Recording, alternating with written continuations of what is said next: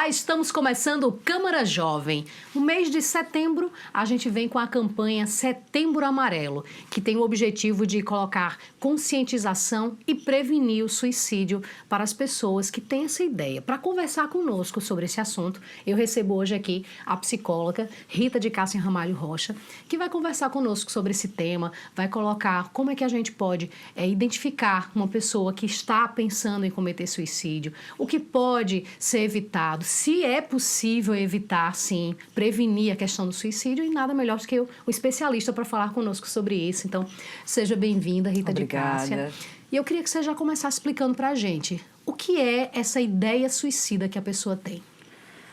Bom, normalmente a ideia suicida ela é caracterizada por um profundo entristecimento, uma dor que é difícil descrever a sua profundidade. Nem sempre essa dor tem uma causa, não é? Muitas vezes o suicídio está relacionado a quadros depressivos, mas nem sempre. Nem sempre, né? É importante lembrar isso, né? Muitas pessoas não apresentam comportamentos de depressão e apresentam ideias suicidas e muitas vezes até cometem o ato, muitas vezes surpreendendo todas as pessoas que convivem com ela.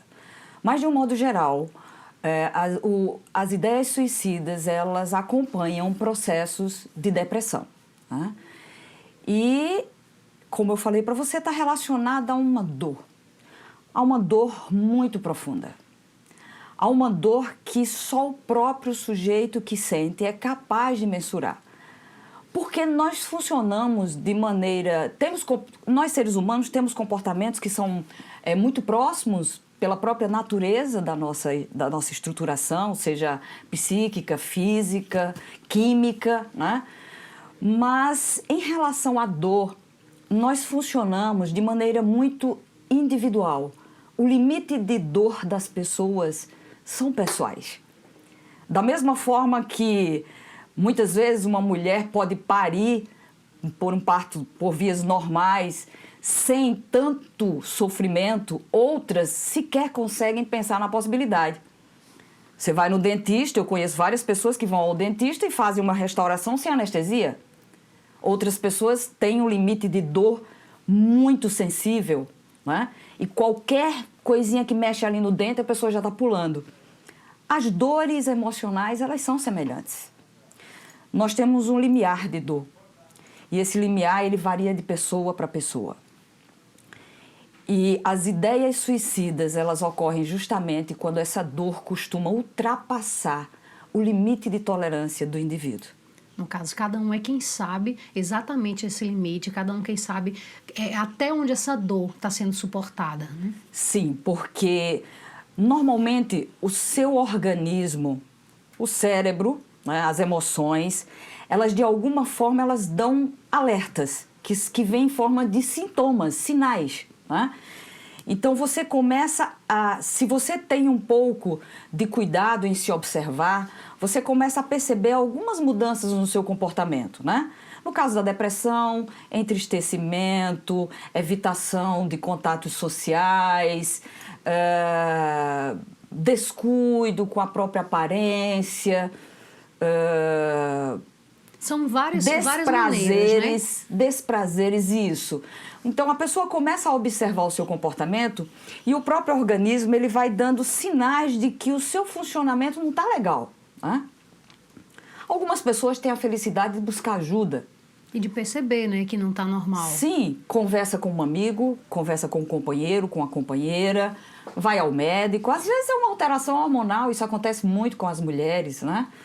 Com os homens também, em determinada faixa etária.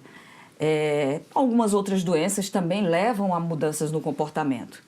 Mas existem doenças que são realmente de fundo emocional, exclusivamente emocional, né? Mas em algum momento, essa dor emocional, essa dor da mente, essa dor da alma, ela vai se converter em um sintoma, que é o que a gente chama de somatização. Sim. Então vai haver um mal-estar que vai ser visível, só que muitas vezes é discreto. Muitas vezes o próprio sujeito que está embotado com a dor não percebe E a família, se a gente não tem o hábito de olhar para o outro, se a gente não tem o hábito de observar o comportamento das pessoas com quem convivemos, de acompanhar a rotina, de verificar o que está ocorrendo, isso pode passar despercebido e é o que ocorre muitas vezes nas pessoas E no suicidas. geral, são coisas que vão acontecendo no dia a dia, não tem um período, né, um determinado, eu acordei hoje de mau humor, super estressado. Não, aos poucos é que vai se tendo essa mudança. Sim, normalmente, para se chegar a ter um comportamento suicida, existe um acúmulo, como eu falei, né? Então, você tem aquele limite de tolerância, cada sujeito tem o seu limite de tolerância e as histórias de vida de cada um, normalmente as pessoas suicidas, elas têm histórias de sofrimento, né? Embora tenhamos casos de pessoas que têm família estruturada, que têm condições financeiras adequadas, e mesmo assim sentem depressão. E esses são os casos ainda mais difíceis porque essas pessoas se culpam muito por sentir tristeza. Mas também não só a depressão, né? Pode levar alguém a cometer um suicídio, porque existem pessoas que, num ato desesperado, Sim. por uma situação isolada Sim. que aconteceu, Sim. aí, essa pessoa, ela não tem, no caso, a ideia suicida, foi o momento que fez com que ela chegasse a pensar isso. Qual seria essa diferença? Olha, normalmente, pessoas que têm transtornos de ansiedade, elas também podem ter comportamentos suicidas. E aí são comportamentos impulsivos. São atos Momentâneos resultantes mesmo, né? de um impulso. Sim. Né? E aí isso vai muito das características do indivíduo, ok? Outras vezes, pessoas que sofrem algum tipo de perda muito grave, por exemplo, os orientais, a tolerância deles para o desemprego é bem pequena. Então, se eles ficam desempregados, eles se matam porque eles não sabem conviver com a ideia da ociosidade, da inutilidade profissional. Então, seria mais ou menos esse o motivo, então, porque a gente tem um índice muito alto, né, de casos de suicídio na região oriental. Então, é mais essa aceitação momentânea que eles não têm tanta facilidade de lidar. É porque esse limite do sujeito, ele sofre influência da cultura, da sociedade onde nós estamos vivendo. Sim, né? entendi. Aqui no Brasil, por exemplo, essa questão do desemprego não gera tanto mal-estar quanto para um oriental, ok? Aqui no Brasil, nós estamos vivendo, o que se percebe em relação ao suicídio é que nós estamos tendo, diferentemente dos outros países, nós estamos tendo um crescimento. Nos outros países, a questão do suicídio vem sendo contida, vem sendo mantida em níveis menos críticos. Aqui no Brasil tem sido crescente e, embora seja mais incidente na faixa etária de 45 a 54 anos, de acordo com a OMS, a Organização Mundial de Saúde, entre os jovens de 16 a 24 anos, nos últimos anos, aumentou em 24% a incidência de suicídios. É muito alto o número, né? É muito alto. Aproveitando até, doutora, para falar, eu quero chamar a matéria. A gente foi conversar com um jovem que tem uma história de superação e de dor também. Vamos ver. Aos 32 anos, perto de concluir o curso de Educação Física e estagiando numa academia, ninguém imagina o quanto Alcides lutou para estar aqui, de pé. Uma história de luta e superação que começou muito cedo, quando ele ainda nem tinha completado os 18 anos. Eu tentei suicídio em 2004 e nesse processo minha família, meus amigos, o grupo que eu participava da igreja me ajudou bastante nesse processo de recuperação. E aí eu decidi me dedicar um pouco mais e comecei a conversar um pouco sobre o que tinha acontecido comigo para as pessoas no fim de ajudar. Descobrir que tinha depressão não foi o pior para Alcides. Ele já buscava a cura para as coisas que não faziam mais sentido para ele. Mas o suicídio do irmão mais velho, também ocasionado pela depressão, fez com que o futuro professor de educação física despertasse. E aí foi quando meu irmão, ele marcou para conversar comigo numa quinta-feira, não deu certo. No sábado que eu marquei para conversar com meu irmão, tentei falar com ele, não consegui. Foi quando eu recebi o telefonema que meu irmão havia cometido suicídio, né? Então, para mim, foi o maior baque da minha vida. E depois desse processo foi que eu entendi que realmente eu tinha um chamado maior para isso. Então, foi quando eu decidi me dedicar para a causa e abraçar realmente isso. Alcides faz tratamento, nunca abandonou a terapia, o que o ajudou muito na cura da doença. Mas o jovem reconhece que encontrou um sentido para tudo na profissão que escolheu para exercer. A educação física tem ajudado ele e outras pessoas a descobrir que o prazer da vida pode estar nas pequenas coisas e nas pessoas também. No processo meu de recuperação da depressão, a musculação me ajudou bastante a acelerar o processo de recuperação. E foi quando eu entendi isso, né? Nesse processo eu precisava buscar algo mais. Me apaixonei pela educação física e encontrei um sentido ali. A atividade física enquanto sentido da vida, enquanto significação do corpo, enquanto sentido para a vida mesmo. Tá aí, a gente acompanhou um pouquinho da história do Alcides Neto. A gente vai fazer um rápido intervalo. Daqui a pouquinho a gente volta para falar, né, sobre o caso dele e também da importância do Setembro Amarelo. Não sai daí que é rapidinho. Eu tava pensando, será que eu tenho que usar camisinha mesmo? Cara, os casos de HIV têm aumentado no Brasil. E a AIDS é uma doença que ainda não tem cura. Pra que se arriscar? Mas sem desculpa. Não importa se o nome é Jennifer, João, Jéssica ou Jorge. Se é no carnaval ou em qualquer outro lugar, tem que usar camisinha. Isso pode mudar a nossa vida. Por isso pare, pense e use camisinha. Ministério da Saúde, Governo Federal, Pátria Amada, Brasil. A violência tem atingido muitas mulheres. E acontece muitas vezes dentro de casa. Em 2019, o feminicídio já foi responsável por quase metade dos assassinatos de mulheres em nosso estado. Mais de 1.000 mulheres já perderam a vida nos últimos 10 anos na Paraíba, vítimas de violência. Nesse momento, em algum lugar, temos menos uma mãe, menos uma esposa, menos uma filha. Elas foram vítimas de feminicídio. Nenhuma menos. Chega! Violência contra a mulher é crime. Denuncie. Disque 123, 190 ou 197. Uma campanha do Ministério Público da Paraíba e da Câmara Municipal de João Pessoa. Não basta só curtir, então bora participar! A Câmara de João Pessoa investe nos canais de comunicação e cria mais espaço para a educação. Está presente nas redes sociais, na TV e na Rádio Câmara, com nova programação jornalística. Eu fiquei sabendo mais sobre a Câmara através desses canais e hoje eu tenho o prazer de ser aprendiz de vereadora. Participe e faça sua voz ser ouvida. Com você e a Câmara, João Pessoa vai avançar!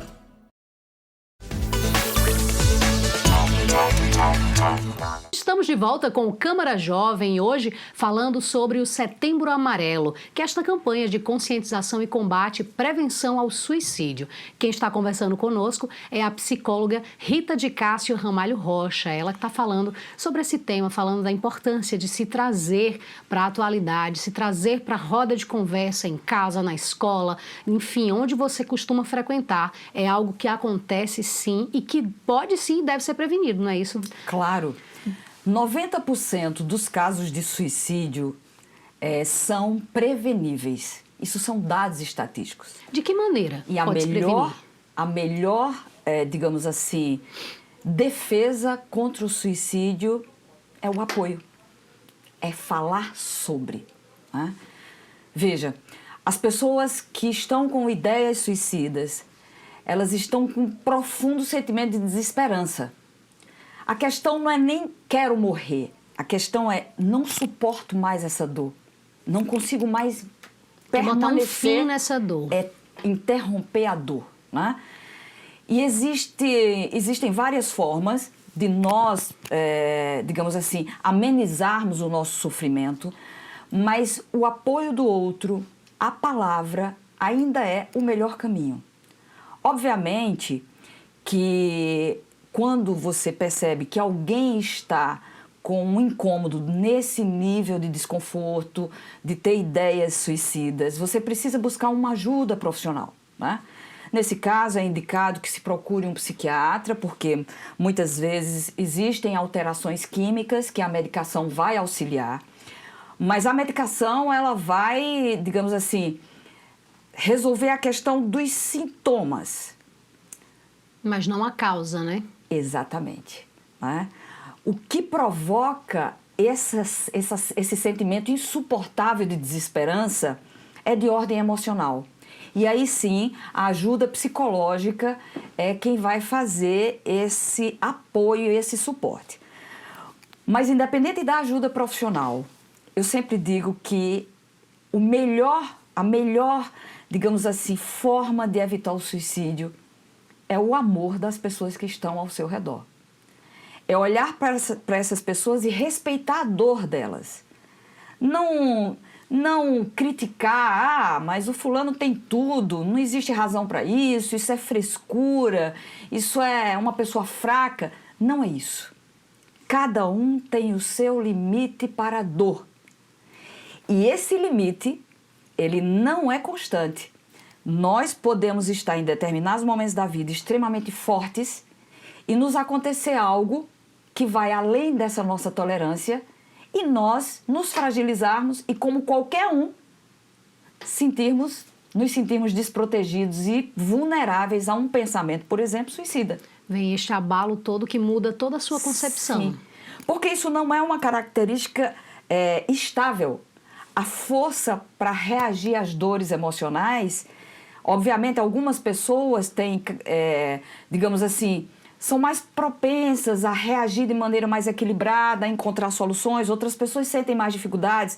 Mas mesmo essas pessoas que a gente chamaria de fortes, a depender do sofrimento que ela vai passar em algum momento da vida, ela também pode cair numa situação crítica. Né? Ninguém pode prever, não é verdade? Não. A prevenção começa em casa, observando o comportamento das pessoas que estão ao seu redor.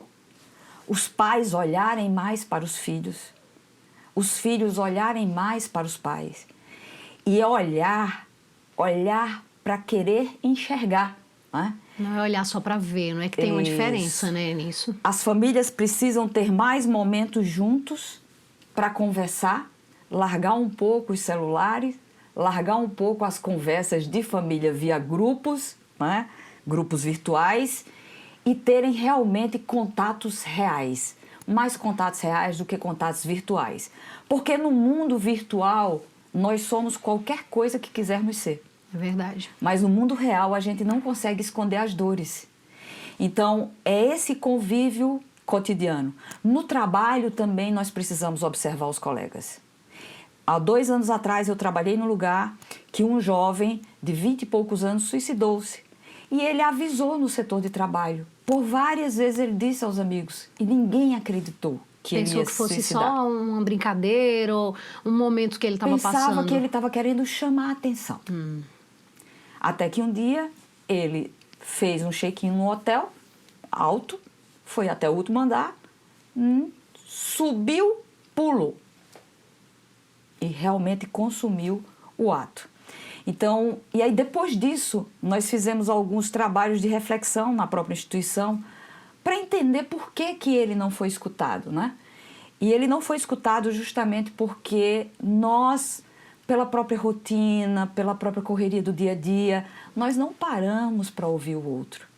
Nós não paramos para valorizar o que o outro tem a nos dizer. Então, se alguém lhe pedir ajuda, faça. E não marque para fazer depois, porque a pessoa que está com ideias suicidas, se ela expressa que naquele momento ela está angustiada e ela precisa de ajuda, largue tudo e vá naquele momento amparar aquela pessoa, porque esse seu apoio certamente vai evitar que ela cometa o suicídio.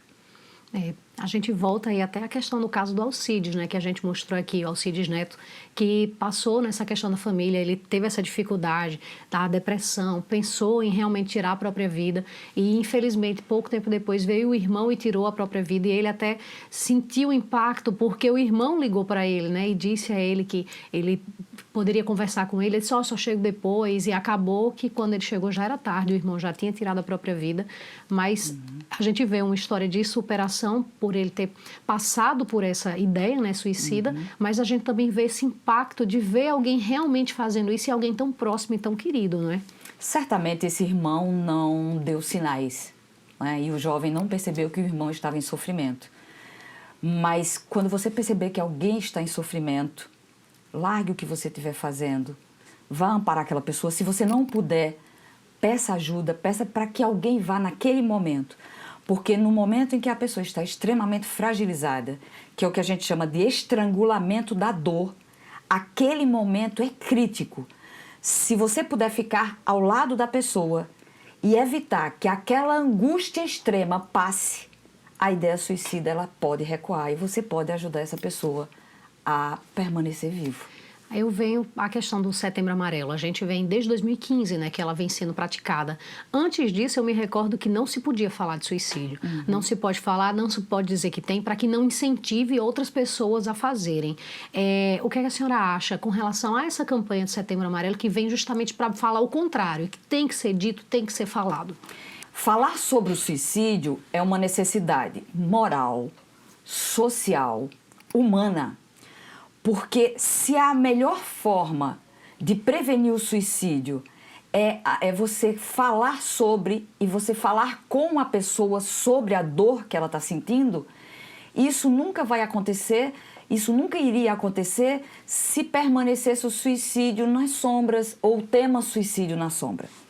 Tudo bem que a campanha, por si só, o próprio nome já diz, é um período em que você joga aquilo para que as pessoas, para chamar a atenção das pessoas.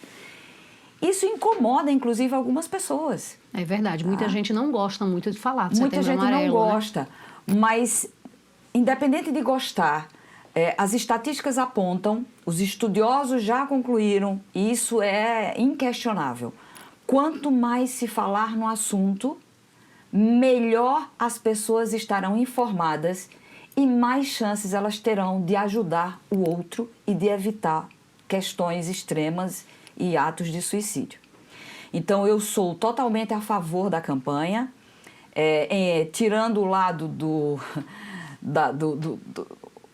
que é um tempo e é um tempo curto e depois as pessoas acabam deixando de falar e esquecendo. A gente não pode deixar de falar sobre suicídio, a gente não pode deixar de falar sobre dores, a gente não pode deixar de falar sobre a importância de sermos humanos, de apoiarmos as pessoas que estão ao nosso lado, apoiarmos os nossos familiares, apoiarmos os nossos amigos, os colegas de trabalho.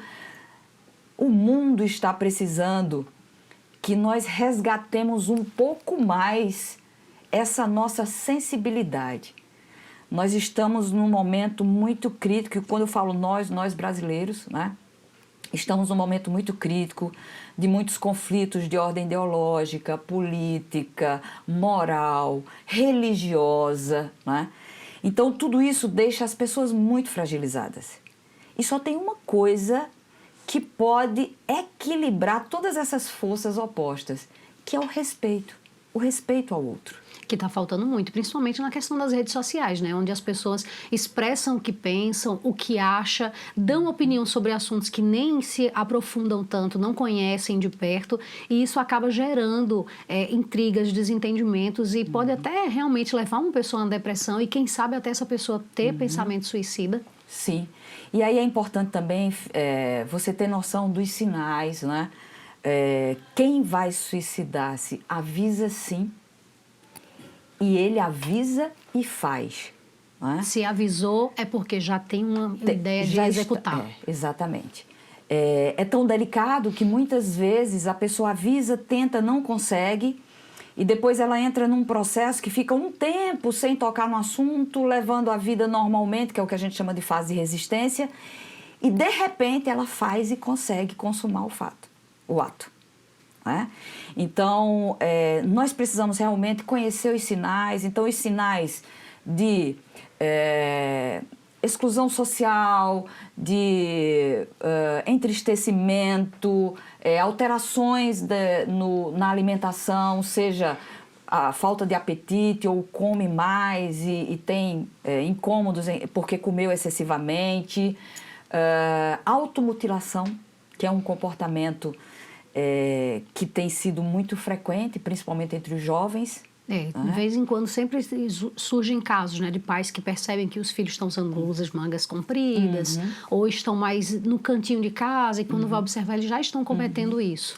Então, Esse tipo de comportamento está muito relacionado, primeiro, à autopunição. É você se punir por estar sentindo aquilo, né? Ou até mesmo seria, desculpe interromper, doutora, mas seria até no caso também de causar uma dor física para ser maior do que uma dor psicológica. Sim. Uma segunda possibilidade, e que a gente vê nos relatos dos jovens, inclusive tem um documentário excelente, que fala só sobre suicídio entre jovens, né, que foi feito por uma jovem que perdeu uma amiga, que suicidou-se, e ela resolveu entender o suicídio. Ela, hoje, na faculdade, nós teremos uma sessão fílmica para tratar esse assunto com os estudantes, né? E, além de ser uma autopunição por, de certa forma, sofrer por estar sentindo uma coisa que não consegue controlar, muitas vezes é uma forma de estimular uma outra dor, e com isso você canaliza um pouco da dor emocional, não é?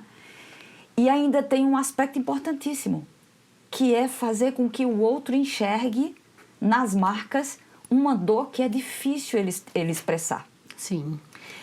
Então, quando um jovem faz isso, não ignore, não ache que é birra, não, porque alguma coisa não está bem.